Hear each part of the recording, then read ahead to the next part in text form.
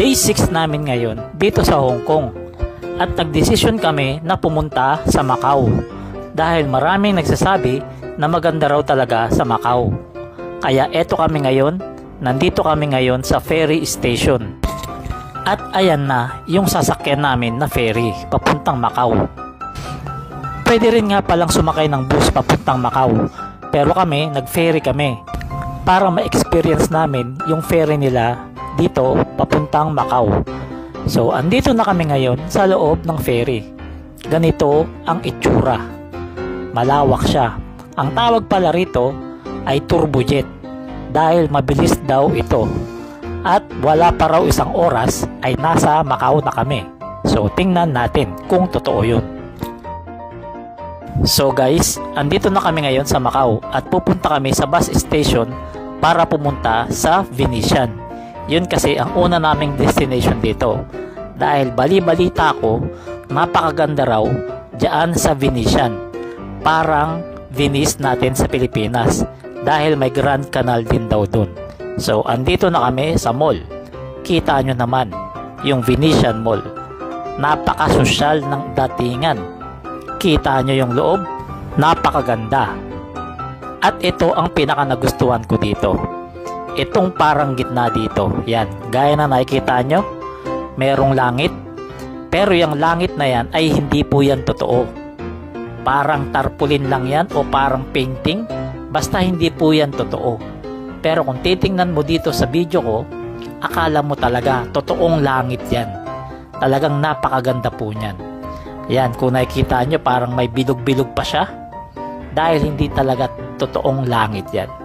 Pero napakaganda po talaga niyan. As in, nakaka-amaze dito sa Venetian Mall na to. At ito naman yung Grand Canal nila rito. Yung parang sa atin, yung Grand Canal sa Venice. Ganon din dito. Ang pinagkaiba nga lang, mas mahaba itong Grand Canal nila. At mas maganda tingnan. Kasi yung mga nakapaligid dyan na tindahan ay puro mga branded yung paninda nila. So papunta na kami ngayon doon sa putol na simbahan.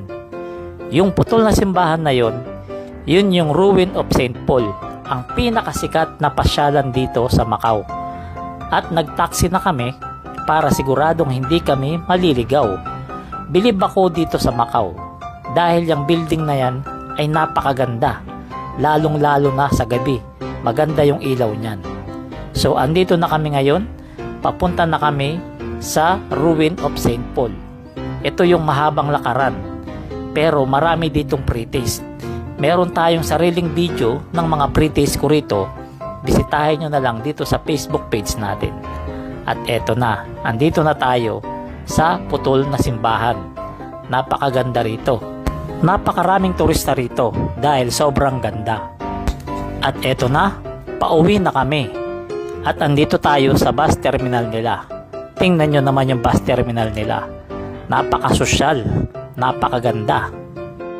At eto na, nagbabiyahe na tayo pauwi ng Hong Kong. Napakahabang tulay na ito. Talagang sobrang haba. 45 minutes ang biyahe namin at dito lang lahat yun sa tulay. So ayun na, natatanaw ko na yung isla ng Hong Kong. So hanggang dito na lang. Salamat!